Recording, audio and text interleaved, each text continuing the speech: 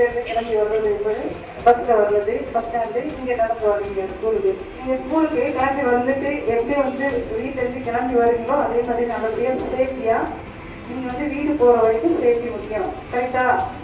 So அந்த போகிற வகையில் ஏதாச்சும் ஒரு அபியூஸ் நடந்துச்சு அப்படின்னா உடனே வந்து நீங்கள் 100க்கு தனி நம்பருக்கு நமக்கு வந்து கொடுக்கல. நீங்கள் எப்போவுமே 24 மணி நேரமும் வந்து இந்த சுழற்சி முறையில் வந்து இந்த டீம் வந்து செயல்படுறாங்க. சரிங்களா? நீங்கள் அதனால் உங்களுக்கு சேஃப்டி முக்கியம்.